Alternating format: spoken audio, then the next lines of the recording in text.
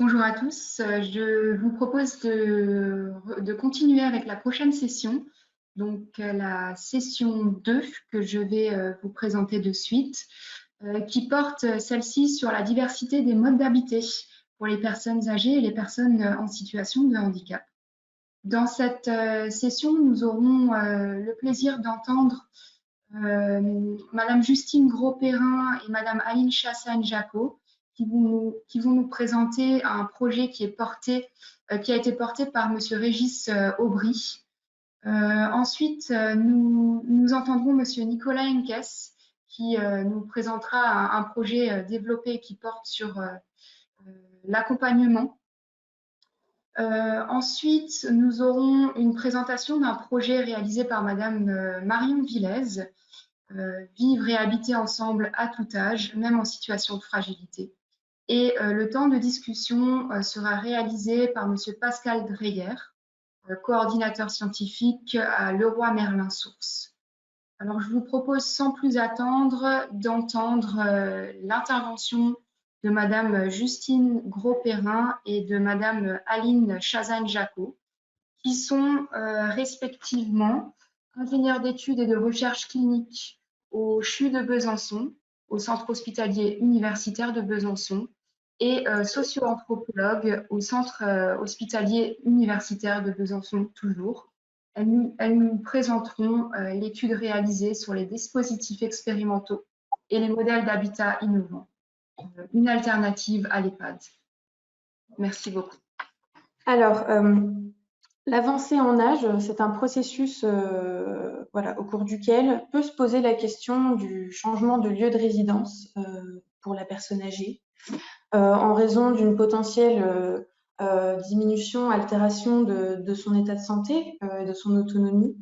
Donc, cela pose la question du maintien à domicile, qui est en majeure partie désiré par les personnes âgées et qui est assez largement promu au sein de notre société. En plus du coût d'entrée et de séjour des institutions qui sont dédiées à la fin de vie, qui ne les rendent pas forcément accessibles à tout le monde, ces institutions, elles n'assurent pas forcément toujours d'améliorer les conditions du vieillir et d'habiter des personnes âgées. De plus, le vieillissement, on va dire, croissant de la population et le fait que les logements qui sont les logements ordinaires puissent être parfois inadaptés aux difficultés que peuvent rencontrer les personnes âgées durant leur avancée en âge, renvoie à la nécessité d'interroger les dispositifs alternatifs à l'entrée en institution qui sont déjà existants. L'idée étant de comprendre et de savoir si ces dispositifs correspondent réellement aux attentes, aux potentielles attentes que peuvent avoir les personnes âgées. Donc, au regard de ces éléments de contexte, notre équipe, qui est l'équipe éthique et progrès médical du CHU de Besançon, s'est donné pour objectif de penser l'habitat en adéquation avec la perception que s'en font les personnes âgées, en participant notamment à l'élaboration d'un modèle d'habitat alternatif à l'EHPAD.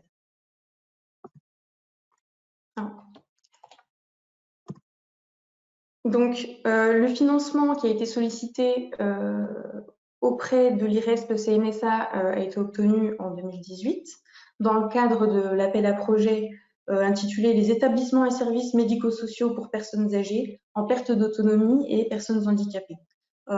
C'est un financement qui a notamment qui a rendu possible l'élaboration d'un contrat de définition permettant, dans un premier temps, la réalisation d'une revue de littérature, une revue de la littérature scientifique internationale, ayant pour objectif de comprendre dans quelle mesure les technologies, alors domotique, robotique notamment, et les solidarités intergénérationnelles permettent aux personnes âgées d'éviter l'entrée en institution.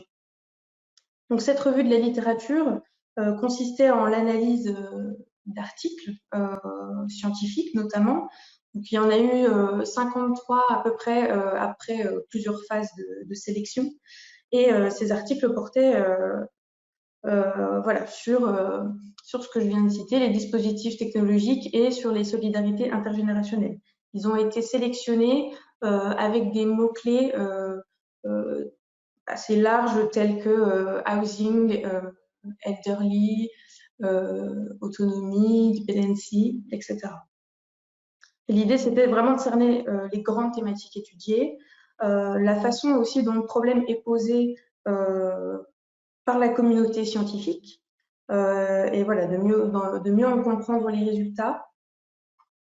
Et voilà, il devait interroger en tout cas l'intérêt des technologies et de la solidarité intergénérationnelle en matière d'espace, en matière d'habitat, voilà, pour les personnes âgées. C'est un financement qui nous a également permis de constituer un réseau thématique, donc relatif au champ de l'habitat et du vieillissement, composé d'acteurs variés, CHU, laboratoire de recherche universitaire, associations qui représentent les personnes âgées, acteurs de la prise en charge médico-sociale des personnes âgées, collectivités locales et territoriales, promoteurs, bailleurs immobiliers, etc. Donc un réseau qui a permis la mise en place de partenariats, l'organisation de réunions en incluant, enfin je veux dire en collaboration aussi avec le pôle de gérontologie et d'innovation de Bourgogne-Franche-Comté. Voilà, et ça a permis également de nourrir une réflexion sur la méthode en fait la plus pertinente à utiliser pour mieux comprendre les attentes et les expériences des personnes âgées en matière d'habitat. Donc, c'est poser la question d'utiliser comme support de recherche la photographie, l'image, voilà, comme en tant que support de parole. Les personnes âgées étaient donc invitées à prendre en photo ce qui compte pour elles au quotidien en termes d'espace de vie, d'activité, de réseau de sociabilité. Et voilà. Et l'idée, c'était d'expliquer la prise photographique par le biais d'un entretien, pour être au final au plus près voilà, de leur perception et de leur pratique en matière d'espace de vie. C'est une méthode qui pose également des limites. Voilà, dans le cas où les personnes âgées peuvent connaître des difficultés motrices, des difficultés en termes d'état de santé, qui posent la question de l'intervention d'une tierce personne dans la prise photographique. Donc voilà, des ajustements à mettre en place en fonction de la personne âgée interrogée. Alors, ce financement, il a permis finalement d'impulser la conception, le déploiement d'un programme de recherche-action interdisciplinaire qui s'appelle GEOD, donc Génération, Autonomie, Habitat, Domotique, Évaluation, et il a nourri différentes réflexions concernant des modèles en fait alternatifs, des modèles de logement alternatifs aux EHPAD. Ce programme de recherche a pour objectif de comprendre les expériences des personnes âgées à différents niveaux en matière de mode de vie, de santé, d'inégalité, et à différentes échelles territoriales, le logement, le quartier, territoire urbain, territoire rural, en abordant le vieillissement finalement de façon assez large et interdisciplinaire. Donc l'idée, c'est d'impliquer les personnes âgées dans le processus de co-conception de ce modèle d'habitat. L'idée étant de constituer des scénarios de construction et de réhabilitation de logements et d'élaborer un cahier des charges pour la construction d'habitats alternatifs. Et enfin, il s'agira aussi, dans une perspective réflexive, d'évaluer si un tel modèle à l'EHPAD permet réellement de répondre aux souhaits des personnes âgées concernant leur rapport aux espaces et puis la façon dont elles se projettent aussi dans l'avenir résidentiel. Alors, L'idée, c'est de discuter les résultats qui sont issus de la revue de la littérature internationale avec des expériences empiriques, c'est-à-dire des expériences de terrain, des investigations de différents lieux. Donc, les résultats qui sont issus de la revue de la littérature avancent que les attentes des personnes âgées à l'égard de dispositifs technologiques robotiques concernent spécifiquement le maintien du sentiment de sécurité au sein du logement ou encore à leur simplicité d'utilisation. Ces technologies, elles semblent être davantage profitables finalement aux accompagnants de ces personnes dans la mesure où elles améliorent leurs conditions de travail. Voilà, elles leur profitent peut-être plus à eux qu'aux personnes âgées en elles-mêmes. L'idée, c'est de défendre l'idée que il peut exister un décalage tout simplement entre ce qui motive la conception de ces dispositifs technologiques et l'usage en font réellement les personnes âgées, ainsi que les préoccupations qu'elles peuvent avoir réellement dans leur façon de vivre. Par exemple, si on prend l'exemple de la téléalarme, du système de téléalarme, on se rend compte qu'ils peuvent réduire effectivement le nombre d'entrées en institution des personnes âgées. Pour autant, certains individus préfèrent ne pas y avoir recours dans le but de ne pas inquiéter en fait leurs proches.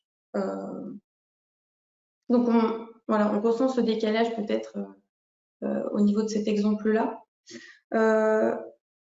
Et en ce qui concerne la solidarité intergénérationnelle, donc déjà on se rend compte qu'il y a beaucoup moins de travaux qui portent sur cette question-là comparé à ceux qui traitent des technologies et des innovations technologiques.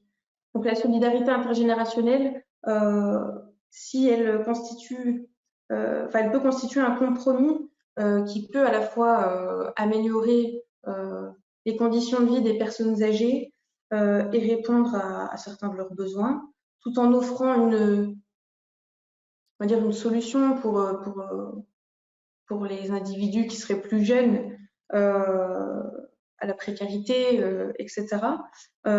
Il existe quand même des freins à cette cohabitation, notamment en termes relationnels, comme tout un chacun, quelqu'un qui cohabite avec quelqu'un d'autre, il se peut qu'il y ait voilà, des difficultés. La crainte aussi des personnes âgées d'embarrasser la personne avec laquelle elles vivent, avec leurs problèmes, etc. Donc les différentes expériences de terrain qu'on a menées dans la lignée des objectifs du programme de recherche GEOD ont permis finalement de poser un regard objectif et plutôt distancié sur les intérêts portés par la recherche aux technologies, vis-à-vis des technologies et de la solidarité intergénérationnelle et sur les perspectives de la poursuite du programme. Donc on a visité différents dispositifs déjà existants, comme par exemple des résidences autonomie, des complexes d'habitat groupé. On a échangé bien évidemment avec différents acteurs qui sont issus du champ de l'habitat et du vieillissement. On a rencontré des personnes, réalisé des entretiens avec des individus âgés dans le but de les interroger sur leur perception de l'habiter et sur la façon dont ces personnes vivent au sein de ces espaces. Et nous avons mené aussi dans le cadre de GEOD une recherche qui s'intitule Parle, personnes âgées, territoire et libre expression.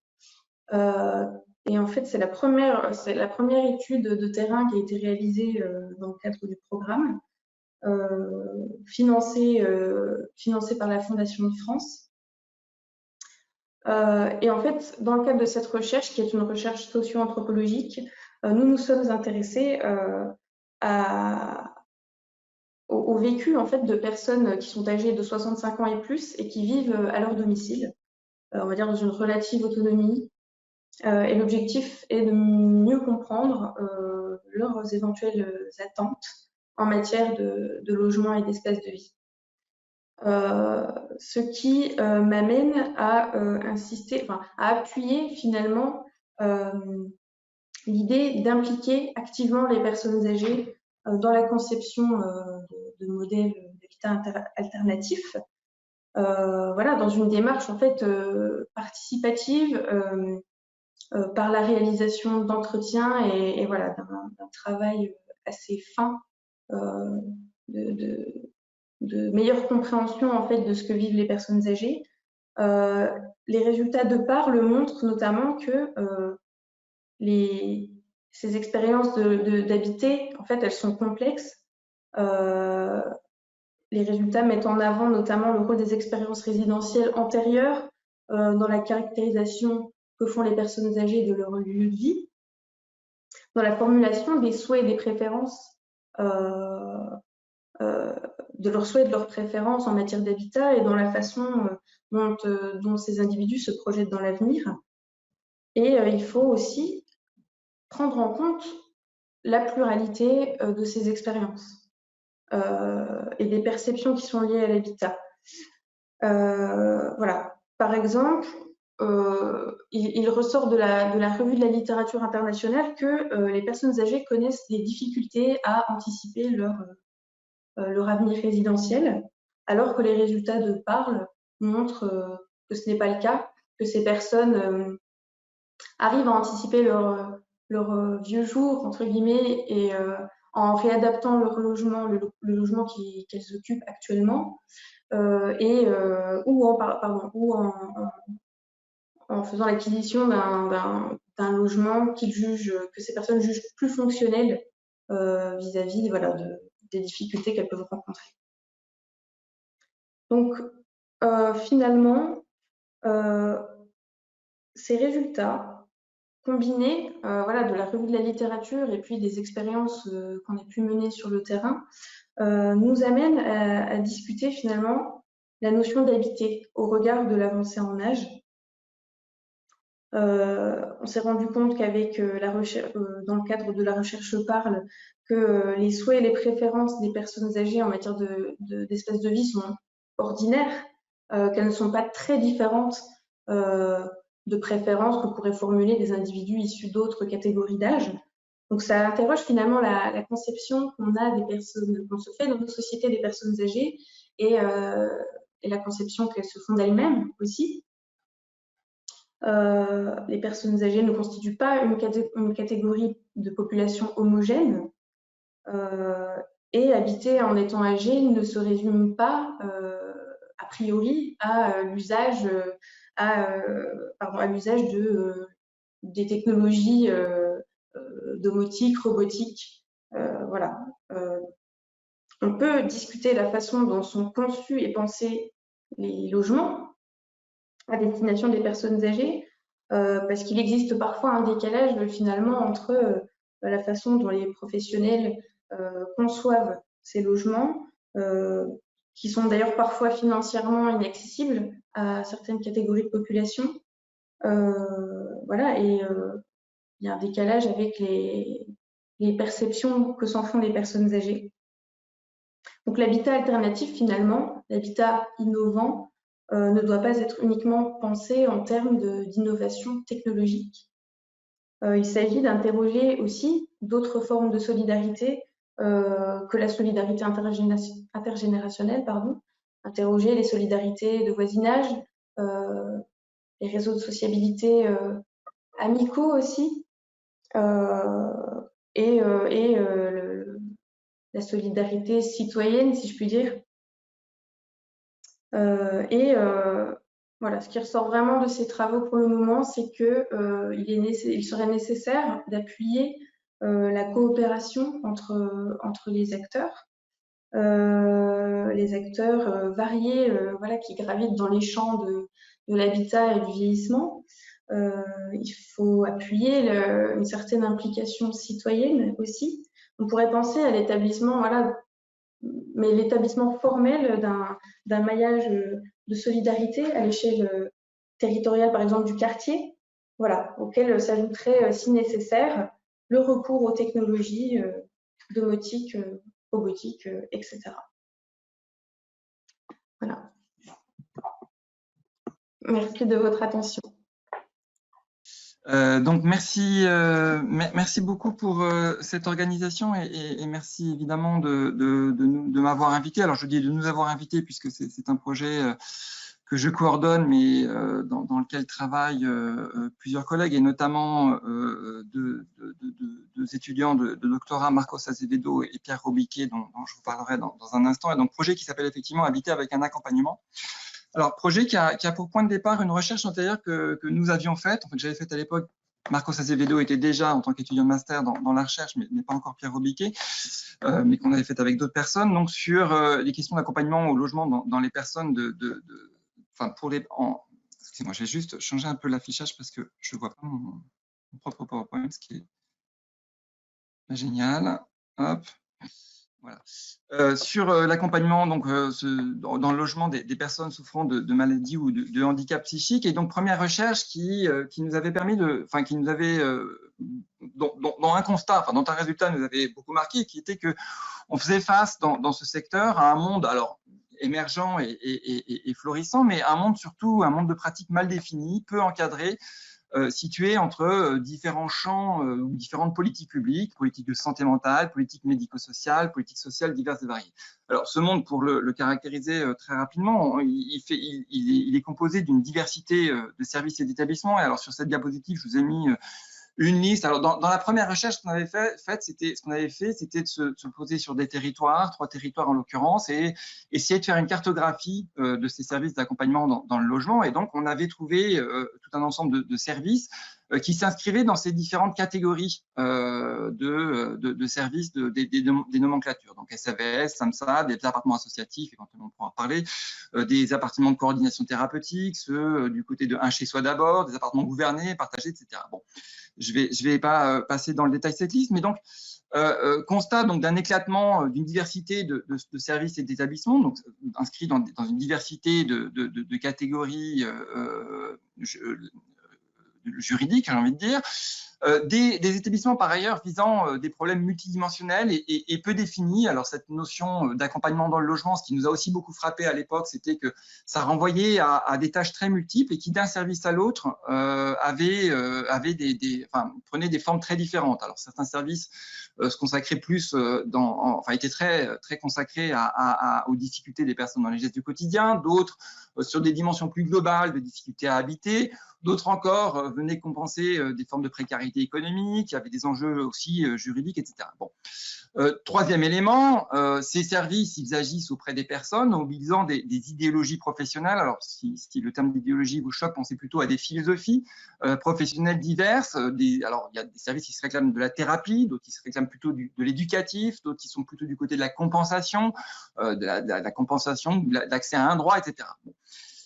Ensuite, des services qui sont aussi organisés, alors plus ou moins, d'où le peu, organisés par une diversité de plans et de schémas, alors de plans et de schémas qui d'abord s'inscrivent, je vous l'ai dit, dans des politiques globales, mais qui localement sont mis en forme dans des plans régionaux. Donc, je vous ai mis quelques-uns de ces schémas, les projets territoriaux de santé mentale, les PRS, les PRIAC, les PDAL, les plans d'accès au logement et à l'hébergement des personnes en situation défavorisée, etc. Bon. Et finalement, des services qui aussi reposent sur une diversité de modes de financement. Alors, on a des services qui sont au prix de journée, d'autres qui sont financés sur des subventions aux personnes, d'autres avec des subventions ponctuelles des établissements ou des subventions acquises dans le cadre de conventions durables. Donc, un paysage d'accompagnement, j'ai envie de dire, qui est, encore une fois, qui est vraiment florissant, qui est en expansion, je pense. On peut pouvoir le dire, pour autant qu'on puisse stabiliser les chiffres, mais qui, encore une fois, est extrêmement éclaté et du coup peu lisible. Alors, à partir de là, les questions qu'on s'était posées dans le cadre pour ce projet-là, donc qui est dans sa 3e année et qui va encore se prolonger une dernière année, donc qui est, j'ai envie de dire, dans ses derniers développements. Les réponses qu'on se posait dans le cadre de ce projet étaient donc globalement d'essayer de rendre compte des réponses apportées par l'accompagnement au logement, dans cette diversité, aux difficultés des personnes. Alors avec 3 questions un peu phares. D'une part, comment s'expriment des besoins d'accompagnement des personnes. On va essayer de comprendre dans quelle mesure, si on veut comprendre dans quelle mesure les accompagnements sont ajustés aux besoins des personnes, on a besoin de savoir comment ils s'expriment, d'une part. Deuxième question, comment est organisée la réponse à ces besoins? Et est-ce que dans cette diversité, on peut tenter d'identifier des organisations génériques? Et troisième ensemble de questions, quel rôle jouent alors les organisations de l'accompagnement dans l'émergence des besoins des personnes? Alors là, c'est une question qui est vraiment la façon dont, au fond, ce système, le système global de l'accompagnement dans le logement, donc tel qu'il s'exprime dans ce paysage d'institutions éclatées, participe effectivement à construire, à façonner des besoins auxquels il va ensuite apporter des réponses. Donc cette dernière question, elle vous oriente vers l'hypothèse qu'on a voulu essayer de travailler dans cette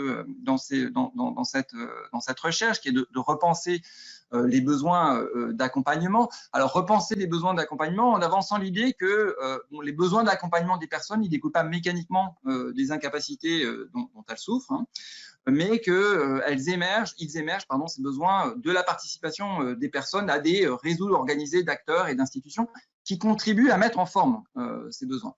Alors, si je peux résumer, alors vous allez peut-être un peu être choqué par ce résumé, et puis peut-être ce ne sera pas suffisamment explicite, mais on pourra éventuellement y revenir dans la discussion. Pour résumer, cette hypothèse, elle combine deux aspects. Il y a un aspect qui est celui du modèle social du handicap, le fait qu'on est face à des situations de handicap qui dépendent des contextes sociaux mais aussi matériels dans lesquels on est, et qui donnent forme au handicap, mais donc il combine cette hypothèse avec une hypothèse, j'ai envie de dire, iatrogénique. Alors c'est un peu une provocation de dire ça comme ça, on pourrait dire aussi illichienne, où au fond les systèmes d'accompagnement, de prise en charge, de protection sociale, ils contribuent aussi à produire des besoins auxquels il va ensuite devoir lui-même apporter réponse. Donc j'ai mis un petit exemple face par exemple aux pratiques alimentaires qui sont un enjeu important des questions d'accompagnement à domicile. Des besoins découlent d'une norme nutritionnelle qui est par exemple portée dans le cadre de ces personnes qui sont en situation de maladie psychique par les services psy et qui vont être façonnés aussi par la disponibilité d'aide à la personne, d'aide notamment la possibilité de porter une aide ménagère qui va aider les personnes à faire leur repas sur les territoires. Donc, cette hypothèse, alors, en fait, elle s'appuie, j'ai envie de dire, ou elle découle d'un modèle qui n'était pas vraiment présent au début du projet, mais qu'on a élaboré au fur et à mesure pour un peu penser cette question d'accompagnement. Alors, modèle, je vais essayer d'être bref, mais qui s'appuie globalement sur les analyses en termes de trajectoire d'Anselm Strauss, où donc, pour ceux d'entre vous qui connaissent un peu cette sociologie-là, on analyse les maladies comme des trajectoires, donc des processus qui ont leur cours et qui sont gérés par des acteurs qui prennent en charge ce problème ou qui interviennent sur des dimensions de ce problème. Alors, ce qui se passe dans les systèmes qui ont émergé, j'ai envie de dire, depuis une cinquantaine d'années dans notre protection sociale, c'est que on est face à des systèmes extrêmement éclatés. Donc, vous l'avez, c'est une des dimensions, c'est cet éclatement des accompagnements, où, au fond, une personne qui souffre d'une pathologie complexe comme la maladie psychique, elle est au cœur d'un réseau, mais je vais parler très rapidement d'une forme d'organisation d'accompagnement qui est fait de la collaboration ou de la juxtaposition, du travail, disons, parallèle d'une diversité de services et d'acteurs, donc de travail parallèle, mais en coordination. Et c'est ça le point qui est essentiel, c'est qu'on a au fond des lignes de travail qui sont prises de façon relativement autonome par des services ou des acteurs et qui doivent néanmoins s'ajuster avec d'autres lignes de travail assumées par d'autres acteurs ou d'autres services.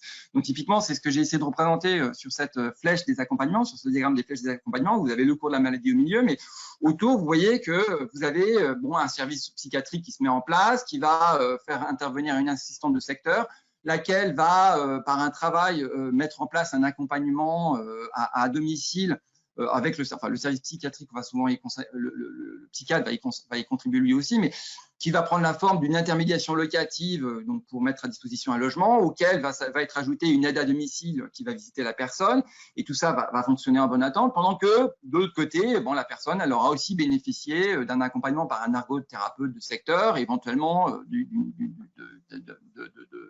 d'un GEM, enfin un GEM, un groupe d'entraide mutuelle, donc un club où la personne va se rendre et qui va aussi s'ajuster à tout ça. Bon. Donc, on a en fait un système d'accompagnement qui se met en place, alors qui n'est pas, j'insiste vraiment sur ce point, qui est à la fois fait de lignes un peu indépendantes, mais qui sont coordonnées les unes aux autres. Il y a un travail d'articulation qui est rendu nécessaire. Alors, le point qu'on avance, c'est que ce système, cette flèche d'accompagnement, elle ne se met pas en place de façon aléatoire. On n'est pas sur un marché d'accompagnement. Il est en fait structuré par des organisations ou des quasi-organisations. Alors, on a choisi le terme d'organisation dans le cas de ce projet. Il pourrait être discuté, parce que ça ne ressemble pas aux organisations qu'on avait à la grande époque des gros hôpitaux psychiatriques ou des EHPAD, ou ça ne ressemble pas à un EHPAD non plus. On essaie des organisations beaucoup plus souples, qui sont donc des organisations de l'accompagnement, qui sont en fait des formes d'organisation locale qui sont mises en place au croisement entre des services médico-sociaux, des services psychiatriques, et qui préorganisent, j'ai envie de dire, les formes de collaboration qui seront appelées à mettre en place. Donc typiquement, dans le cas de l'accompagnement à domicile, vous avez, généralement, enfin de ces personnes souffrant de handicap psychique, les services psychiatriques sont impliqués dans la gestion des services d'intermédiation locative qui vont, au fond, qui vont intervenir auprès des personnes. Et donc impliqués comme conseil, comme aussi par des conventions qui vont adresser des patients, par aussi une forme de routine qui a été mise en place et qui permet que, au fond, donc routine qui n'est pas forcément formalisée, mais qui a été mise en place, donc un ensemble de règles qui ont été verbalisées, même si elles n'ont pas été formalisées, qui va permettre aux accompagnements de se mettre en place. Donc tout ça compose un tableau, donc encore une fois d'organisation qui est, j'insiste, structuré. Même si ça ne correspond pas à l'idée qu'on se fait des grandes organisations, si on prend comme modèle les hôpitaux psychiatriques ou des EHPAD. Bon, voilà. Donc, à partir de là, dans ce cadre-là, on a proposé, alors l'ambition du projet était un peu rendre compte de cela, de cette complexité. C'était un projet qui a été un peu démesuré, donc on a choisi une stratégie qui correspondait à proposer 3 séries d'investigations pour proposer une sorte de tableau un peu éclaté de cette situation qui est l'accompagnement à domicile. Alors, 3 séries d'investigations qui ont été prise en charge globalement par les trois personnes que j'ai nommées tout à l'heure, moi-même et donc Pierre Robiquet et Marcos Azevedo. Donc avec une première investigation de nature socio-historique, donc qui va répondre peut-être à la question de Marianne Monchamp tout à l'heure, qui était au fond de rendre compte de l'émergence et de la construction de ce paysage des organisations de l'accompagnement dans le logement, donc sur ce terrain très spécifique du handicap psychique ou de la maladie psychique, et de montrer comment il émerge des transformations des paysages d'organisation du logement d'un côté, de la santé mentale de l'autre côté, et de la convergence en réalité en fin de compte de ces 2 systèmes d'organisation. Je ne vais pas en dire beaucoup plus aujourd'hui. La deuxième série d'investigations était de nature ethnographique, comme la troisième par ailleurs, et elle correspond à la thèse de Pierre Robiquet, donc qui était d'analyser. Alors le choix qu'on a fait, c'était de se mettre en amont dans cette chaîne d'accompagnement, comment des besoins d'accompagnement émergent donc avant la mise en place d'un service d'accompagnement. Et donc là, on a réfléchi à une stratégie pour poser cette question, et la stratégie qui nous a paru pertinente, heuristique, était de nous mettre dans un service hospitalier psychiatrique. Alors, dans la psychiatrie, les séjours hospitaliers sont des moments, des points tournants, comme on dit dans cette perspective d'analyse de trajectoire, où on reconfigure des prises en charge autour des personnes, on règle des problèmes de crise, mais on reconfigure des prises en charge autour des personnes, et c'est souvent à l'issue d'un séjour hospitalier que de nouveaux accompagnements sont mis en place, et notamment que les personnes sont éventuellement orientées vers des services d'accompagnement, mais ça peut être aussi vers des foyers, des structures d'hébergement plus lourdes. Bon. Et donc, on s'est posé la question, on a voulu essayer de comprendre comment les besoins étaient construits dans cette dynamique d'adressage par les services hospitaliers.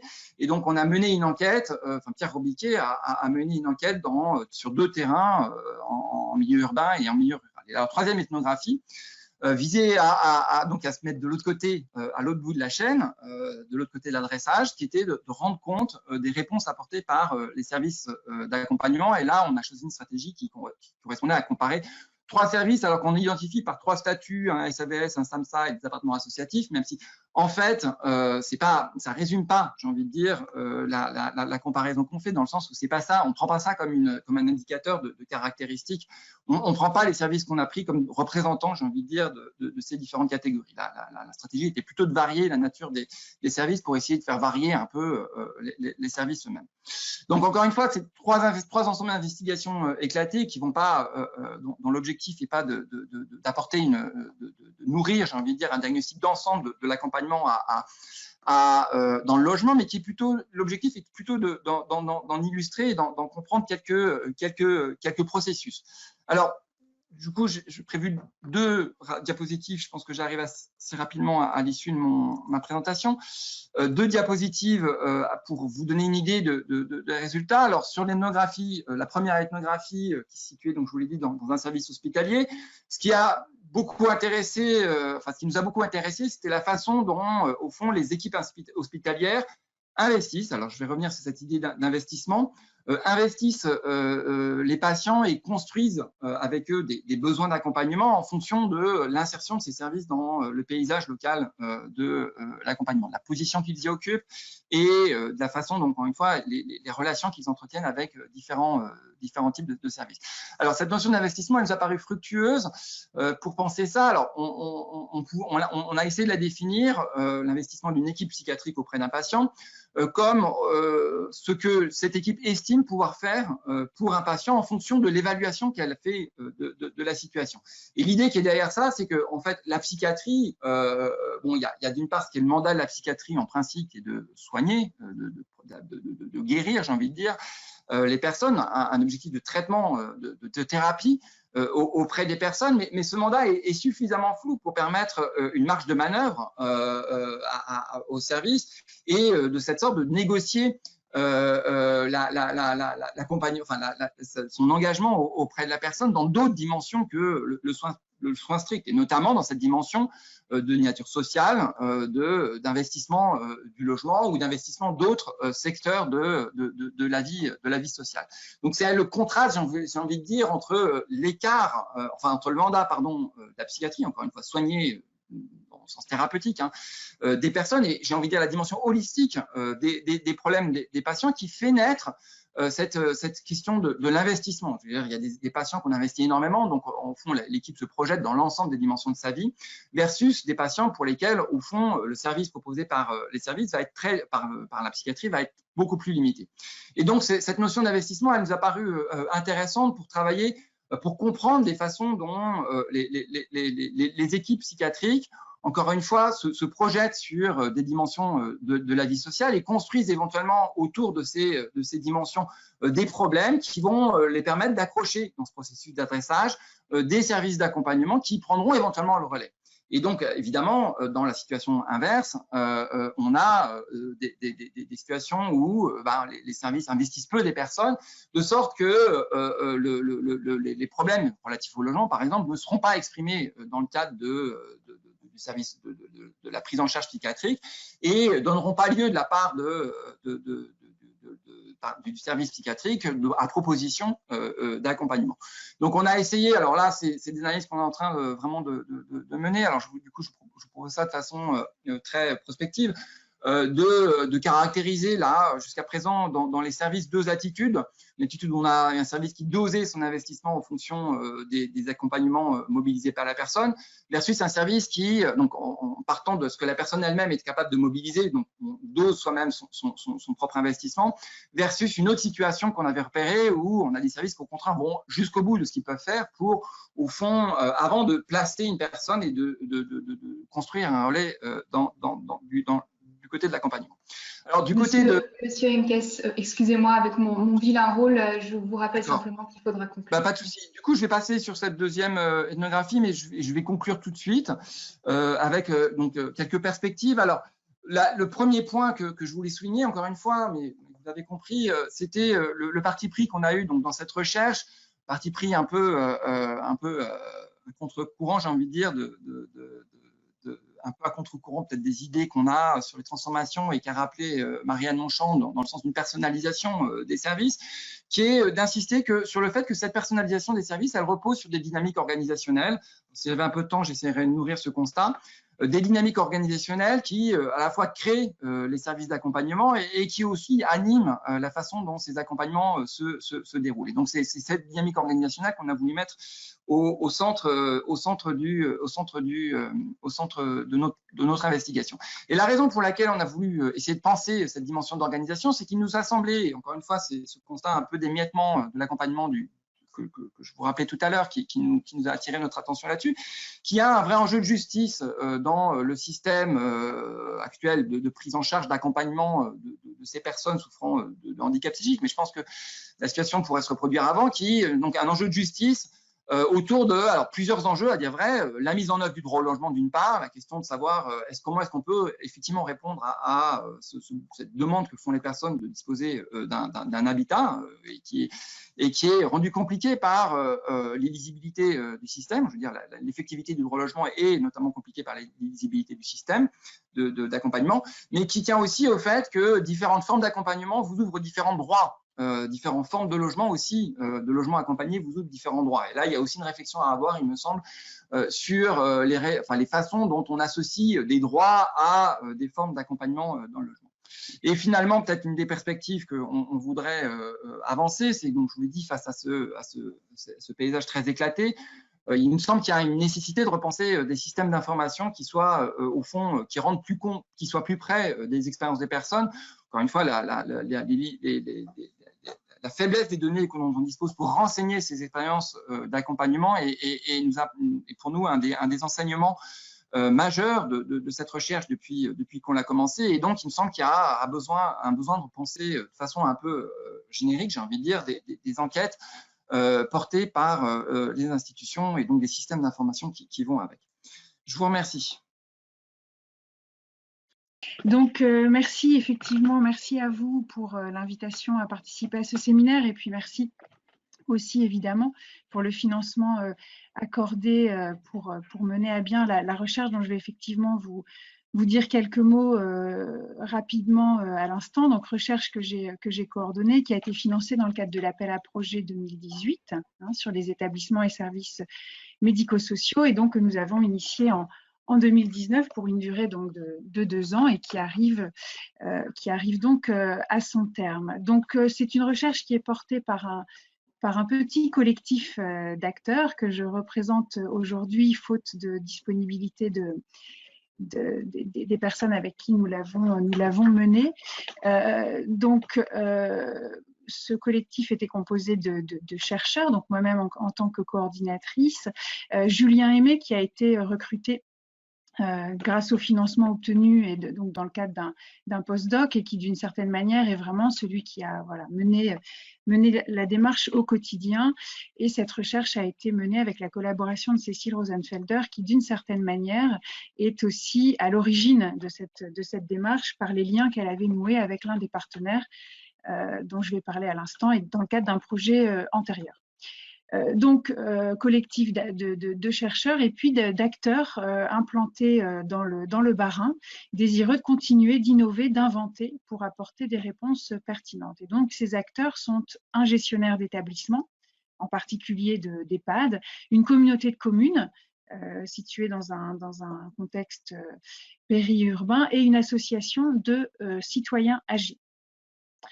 Et qui, on verra, et ça fait écho effectivement là aussi ce qu'évoquait Marianne Monchamp tout à l'heure et qui vient d'être rappelé sur la question aussi du renouveau et des dynamiques que les personnes concernées ou potentiellement concernées impulsent elles-mêmes sur la réflexion gérontologique.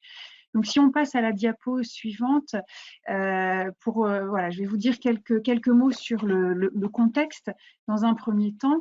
Donc, pour vous dire que cette recherche prolonge une dynamique qui a été amorcée en 2017 par le collectif d'acteurs aujourd'hui partenaires de la recherche, dans le cadre d'un micro-projet financé par le programme européen Interreg, donc qui est un dispositif de coopération transfrontalière.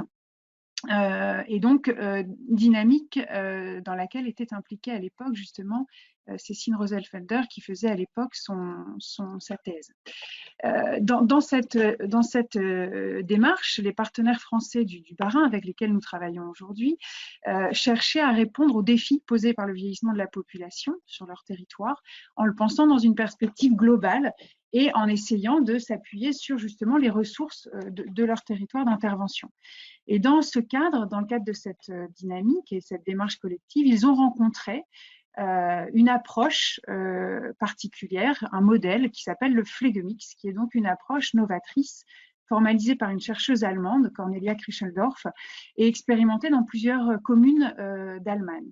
Et au terme donc de ce projet, de ce micro-projet Interreg, et à l'issue de cette rencontre avec ce concept, ce modèle, les partenaires s'interrogeaient sur les moyens pour mettre en application sur leur territoire les principes moteurs du Pflegemix.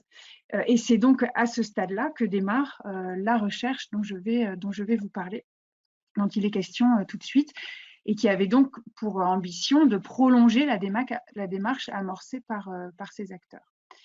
Sachant que là encore, l'association de retraités a été vraiment décisive quant à l'impulsion qu'elle a jouée pour enclencher cette démarche. Et ensuite, l'appel à projet et le financement obtenu a été également décisif, évidemment.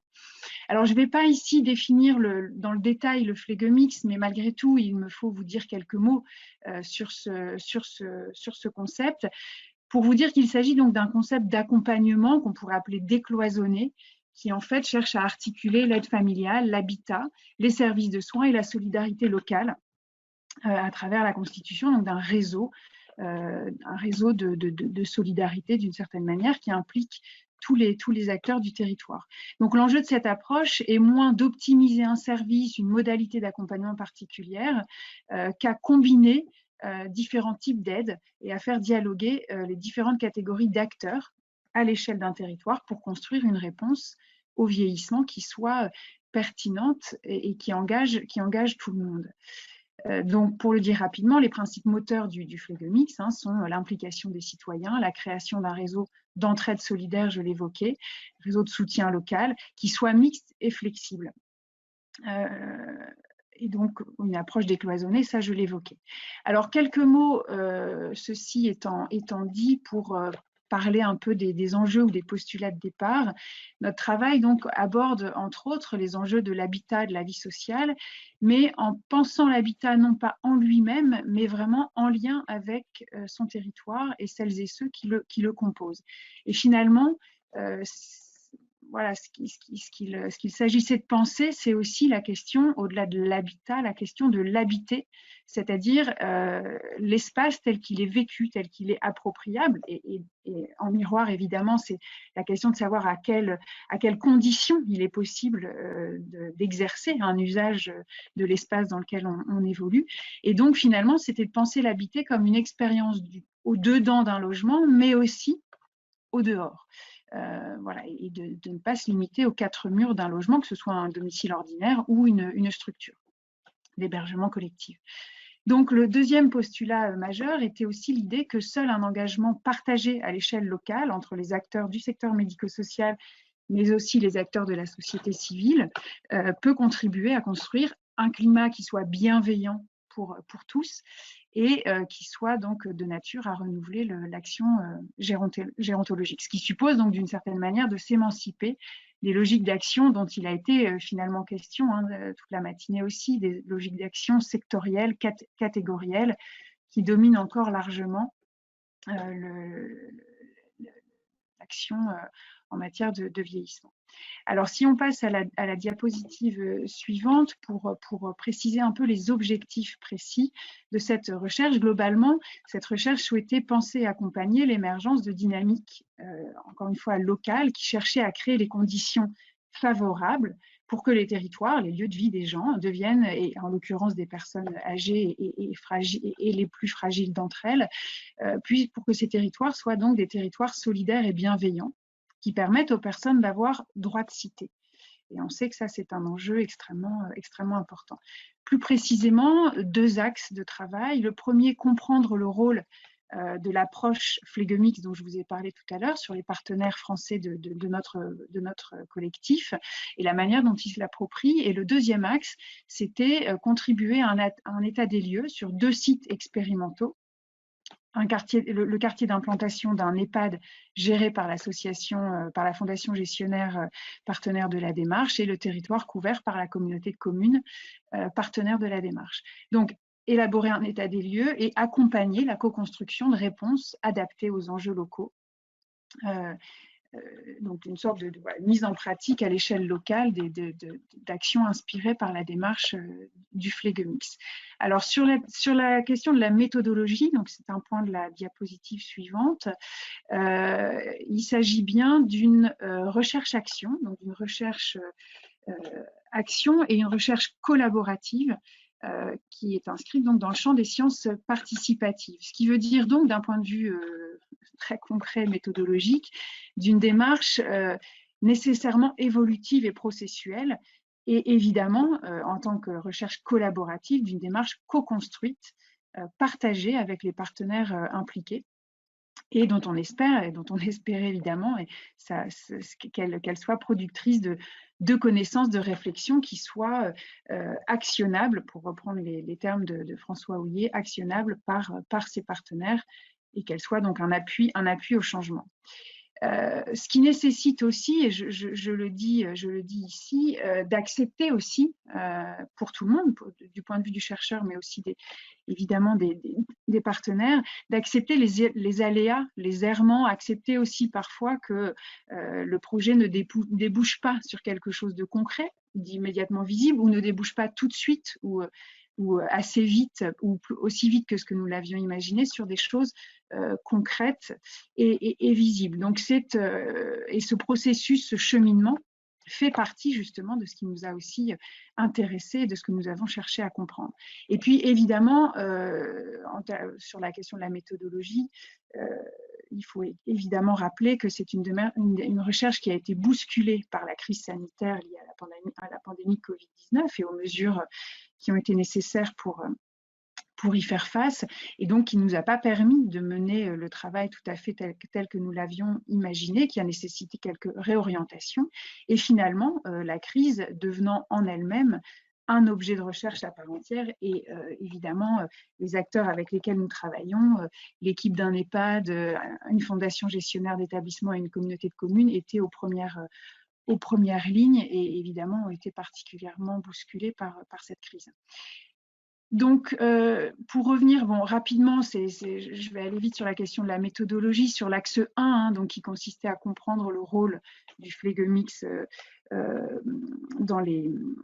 sur les réflexions des partenaires. Là, nous avons mené une recherche documentaire et théorique sur le Phlegomix. Nous sommes aussi allés visiter des sites emblématiques en Allemagne qui ont essayé d'avancer avec cette démarche comme référence, et qui ont été accompagnés par Cornelia Kircheldorf notamment. Nous avons organisé un séminaire franco-allemand, et puis ensuite on a adapté un peu les manières de faire compte tenu de la crise et de la possibilité de circuler. Et puis nous avons donc mené évidemment des entretiens avec les partenaires, les 2 partenaires du collectif engagés dans l'initiative. Sur l'axe 2, donc celui qui essayait de mettre en application les principes du Phlegomix et puis d'essayer d'adapter, de réinventer des actions particulières sur 2 territoires.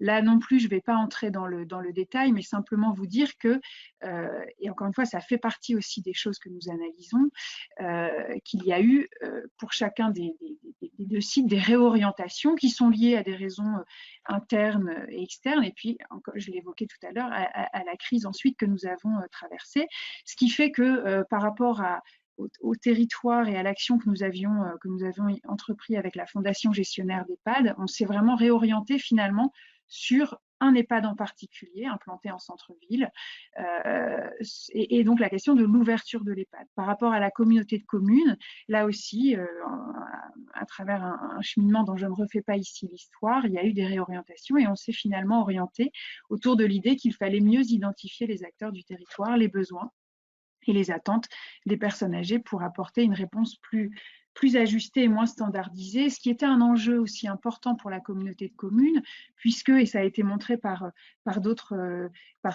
différents travaux, notamment ceux de Dominique Argout et d'autres, qui montraient bien comment aussi les communautés de communes sont des acteurs un peu nouveaux dans l'action gérontologique. Et donc là, il y a vraiment un enjeu aussi de trouver le rôle et la bonne place. Donc c'est aussi ça qui nous a fait réorienter les choses. Donc, on a eu une démarche commune sur les 2 territoires avec des entretiens avec les acteurs du territoire et en même temps des spécificités. Par exemple, avec l'équipe de l'EHPAD, nous avons été sur place quand c'était possible et puis organisé des entretiens collectifs avec les professionnels, notamment de l'EHPAD, et des acteurs qui concourent à la vie de l'EHPAD, des acteurs aussi extérieurs. Et c'est évidemment la dimension participative qui a été un peu mise à mal, notamment tout ce qui concernait l'implication des habitants et des acteurs de la société civile.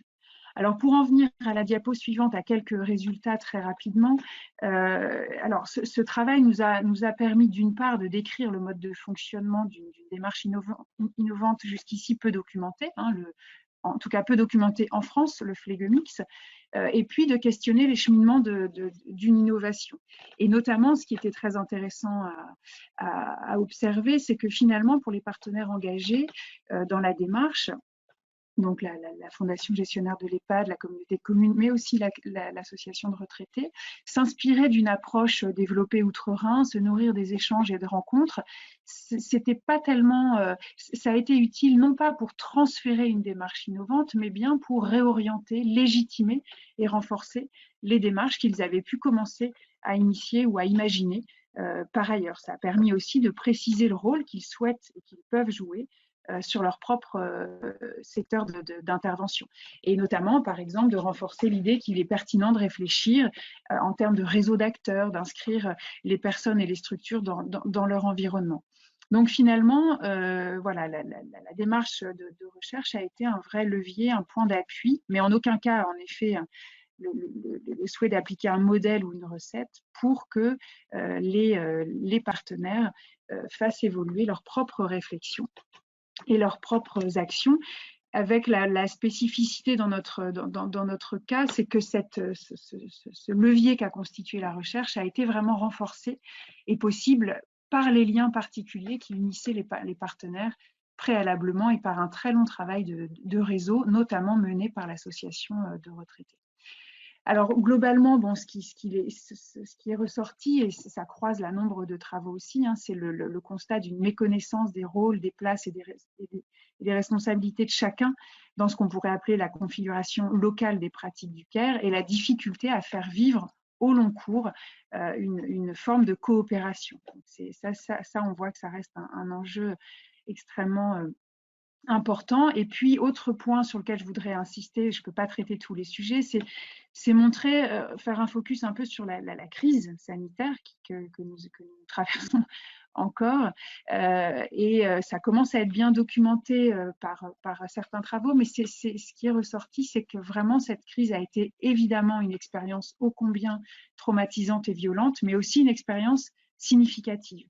Et notamment, ce qui s'est passé dans l'EHPAD partenaire avec lequel nous avons travaillé montre bien comment finalement la crise a permis de faire advenir des innovations organisationnelles et architecturales qui peinaient à se mettre en place préalablement et qui était pourtant en germe dans certaines idées. Et donc, on voit bien comment, malgré les difficultés, parce que l'établissement, en l'occurrence, a été aussi très éprouvé par la crise, avec beaucoup de décès de personnes malades aussi.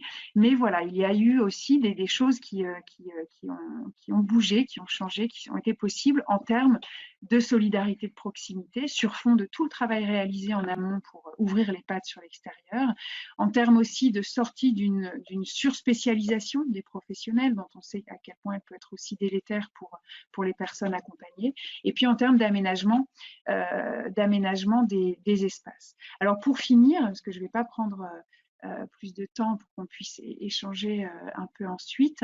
Par rapport aux perspectives pour l'action publique, quelques éléments et pour essayer d'apporter très très modestement des éléments de réponse aux questions que vous nous avez posées.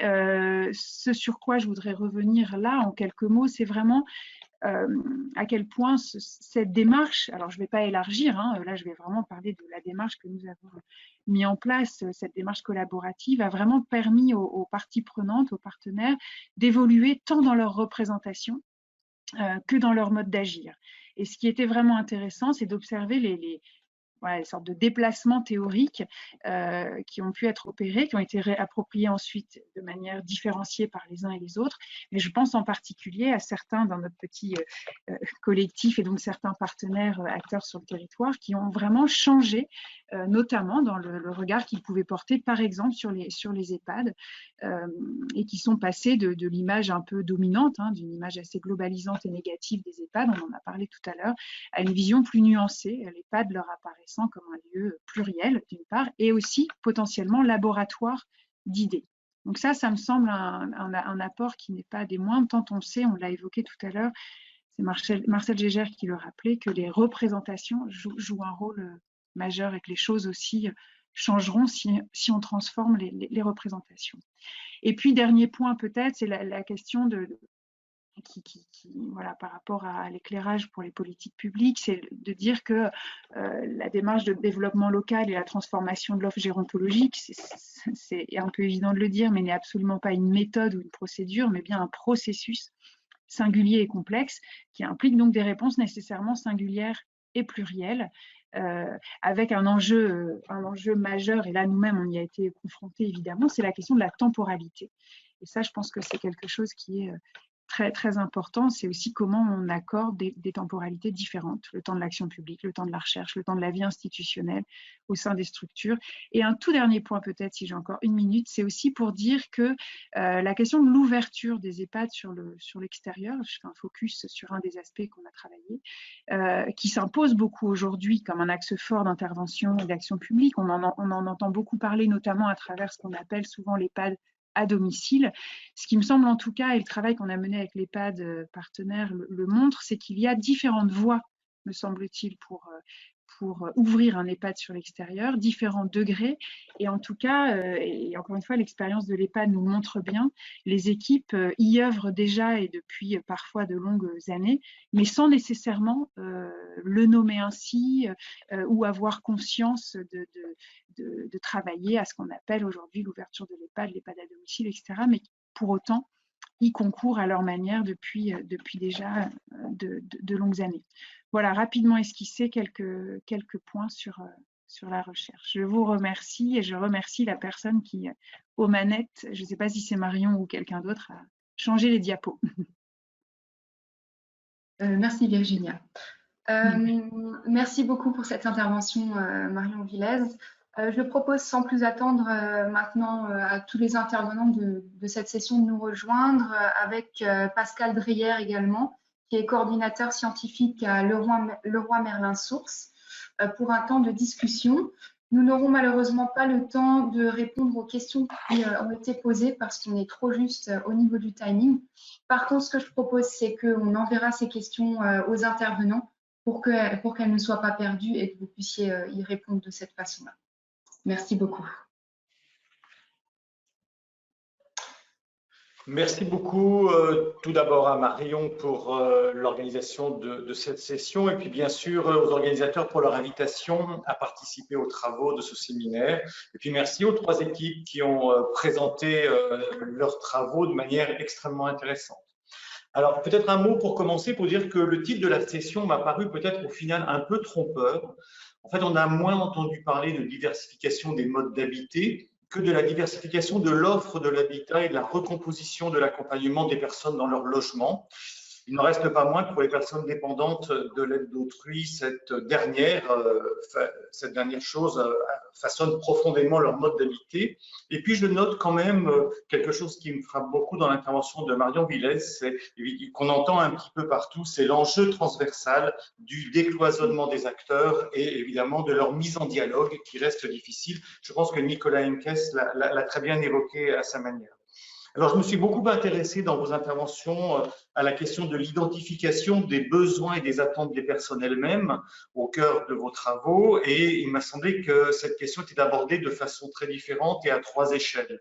Tout d'abord, celle du territoire, de ses ressources, de ses acteurs, de leur mobilisation autour des concepts qui redonnent du souffle à l'existant et qui peuvent être une opportunité de penser les relations et le faire différemment. Il y a ensuite évidemment l'échelle du réseau d'acteurs, du réseau des professionnels, du social, du médico-social, du sanitaire, qui interviennent au sein du logement ou autour du logement et auprès de la personne de façon très différente.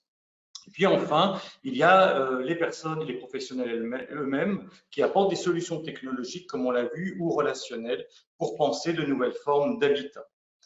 Mais peut-être qu'il faut se poser une question préalable, qui est à la fois une question méthodologique et une question éthique, c'est les personnes ont-elles des besoins, qu'elles soient malades, âgées, en situation de handicap ou ordinaires? Est-ce qu'elles ont des besoins ou est-ce qu'elles ont des désirs, des envies et des représentations?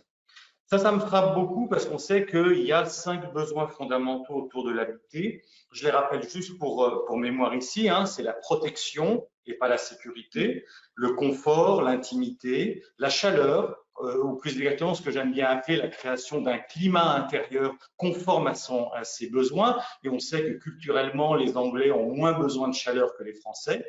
Les Anglais vivent autour de 19, nous on nous impose 19, mais on vit plutôt à 23 degrés. Le silence. Je dois à Michel Serres le fait que dans les besoins fondamentaux de l'habiter, il y a la question du silence. Et évidemment, il y a la question de la propreté qui ne recouvre pas la question du sale et du propre et qui ne recouvre pas non plus la question de l'hygiène que les professionnels importent dans le logement quand ils interviennent chez les personnes. Et donc, autour de cette question des fondamentaux de l'habiter et de la question du recueil des besoins, je me suis posé 2 questions. La première chose, c'est est-ce que nous savons, nous, chercheurs, professionnels, écouter la parole des personnes accompagnées ou des personnes que nous rencontrons? Et j'aime bien revenir à Michel de Certeau qui rappelait en 68 que l'opprimé, le dominé, l'aidé, parle toujours dans la langue de l'oppresseur, du dominant ou de l'intervieweur, et que ce dernier, alors ne l'écoute pas, ne prétend pas vraiment crédit à sa parole, ou alors qu'il parle dans une langue propre que ce même oppresseur, dominant, aidant, va juger incompréhensible. Donc c'est une sorte de double impasse que l'on rencontre très couramment dans l'instance assez extraordinaire que sont les conseils à la vie sociale. Donc ça vaut le coup d'aller voir aussi comment cette espèce de confrontation et de difficulté d'écoute se passe dans ces moments-là. Et je pense qu'on doit en tenir compte. Et j'ai trouvé intéressant l'utilisation du photolangage par Justine Gros-Perrin et son équipe. Et en même temps, est-ce que c'était un moyen de faire parler les gens? Est-ce que c'est un outil de médiation? Est-ce que c'est un outil de recueil? Je pense qu'il faut qu'on s'interroge sur nos méthodologies, sur comment ces choses-là fonctionnent. La deuxième chose qui m'intéresse beaucoup dans la question du besoin, c'est quelles sont les constructions de l'habiter de l'autre. La première équipe a évoqué de manière très intéressante la non-homogénéité des parcours de vie, des parcours résidentiels et donc des modes d'habiter des personnes âgées, et je mets tous les guillemets qui s'imposent à personnes âgées, comment les prendre en compte pour pouvoir donner et apporter des formes de logement qui accueilleront les formes d'habiter des habitants.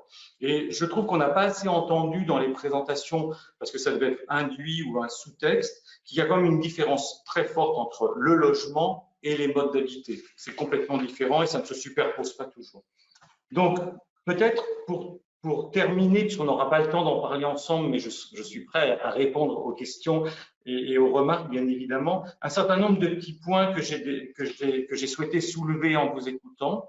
Dans le vieillissement, ce que moi je constate dans nos propres recherches, c'est que le désir d'habiter, il prend en fait deux formes principales, avec évidemment des milliards de nuances entre les deux. Soit le maintien d'un habité à l'identique de celui qu'on a toujours connu et auquel les gens sont très attachés, avec ou sans mobilité, avec ou sans rapprochement avec ses enfants, etc., etc. Soit le désir d'habiter autrement, qui aujourd'hui est un désir qui est ému soit par une utopie, c'est-à-dire qu'on a une utopie pour soi, et ça c'est les gens les plus jeunes dans le vieillissement, soit on est ému par la peur de l'isolement, la peur de la solitude, ou alors par d'autres peurs encore. Le deuxième point, c'est que vous l'avez rappelé les uns et les autres, habiter, c'est maîtriser l'espace et le temps. Et pour mémoire, nous avons tous expérimenté en mars-avril 2020 une perte de ces repères de l'espace et du temps en nous retrouvant coincés chez nous, en couple, en famille, avec le travail, et que finalement, c'est ça que vivent aussi un certain nombre de personnes qui bénéficient de l'aide publique dans l'accompagnement. Et donc, je pense qu'on doit aujourd'hui pouvoir s'appuyer sur cette expérience collective et individuelle pour pouvoir mieux comprendre ce que nous disent les personnes et pouvoir mieux produire de l'accompagnement.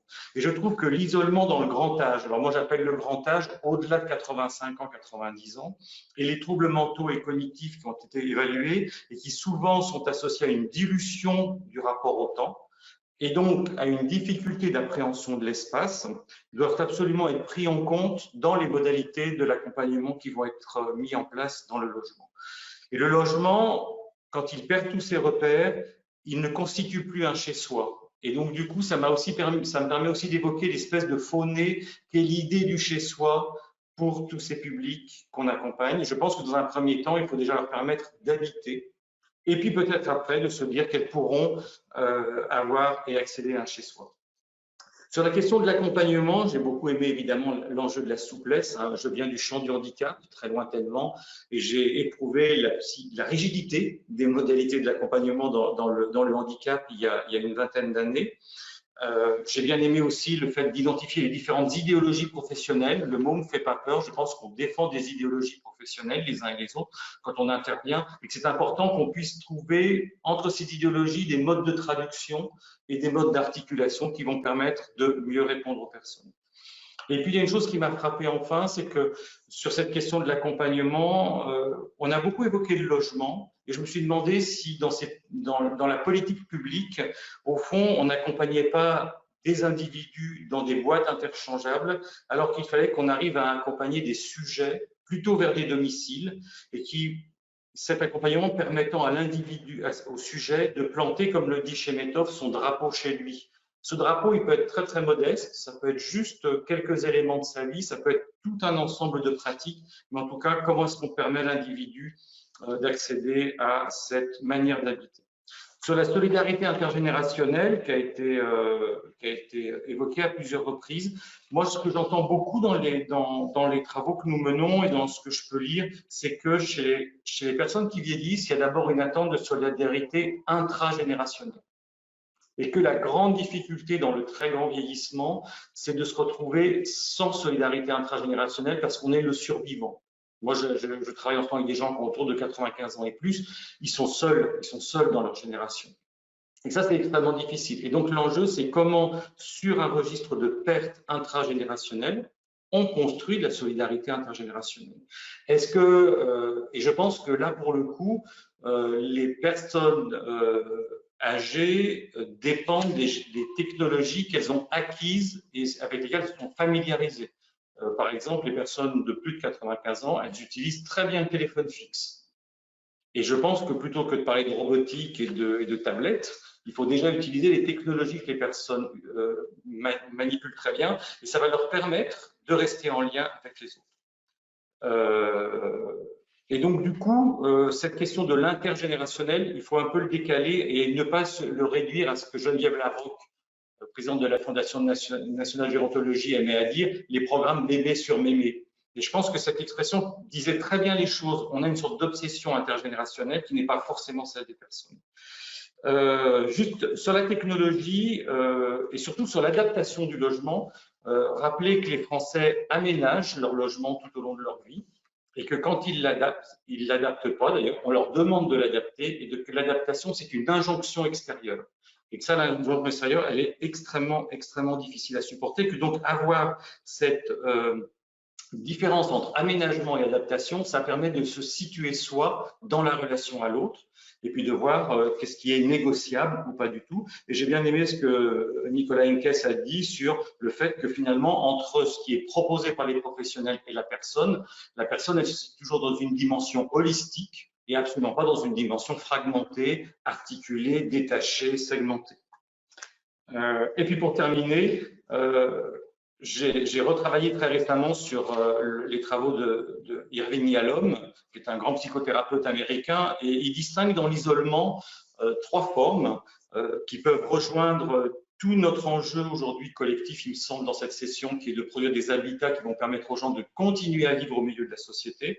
C'est qu'il dit très bien qu'il y a 3 formes d'isolement. Il y a un isolement intrapsychique, qui est celui qu'on peut tous expérimenter au moment où on se coupe de certaines parties de nous-mêmes, à l'occasion d'une perte d'un être cher, à l'occasion d'une expérience douloureuse, et que les gens font d'énormes efforts pour soit tenir à distance la partie douloureuse à l'intérieur d'eux-mêmes, soit pour pouvoir se reconnecter à ça.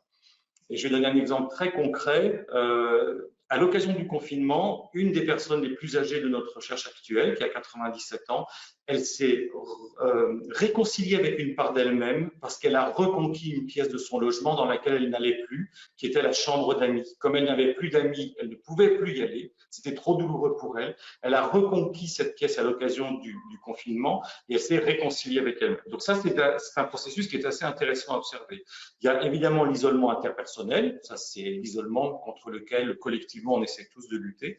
Et il y a l'homme souligne qu'il y en a un dernier, qui est l'isolement existentiel, qui est celui qui nous appartient à chacun, qui est notre confrontation à la liberté et à la mort. Et je pense que dans l'accompagnement du vieillissement, on doit aussi accepter qu'un jour, les gens vont être confrontés à quelque chose qu'on ne pourra pas accompagner, mais dans lequel on peut juste être à côté d'eux. Et parfois, l'accompagnement, c'est aussi être juste à côté d'eux. C'est ce que Marcel Nuss appelle de manière, à mon avis, très parlante, la présence à l'autre. Parfois, cette présence, c'est aussi ce dont les personnes ont besoin. En tout cas, merci à vous tous et puis merci à Marion de son invitation à vous rejoindre et à discuter vos travaux. Merci beaucoup pour ces belles réactions et les liens qui ont été créés entre les différentes interventions.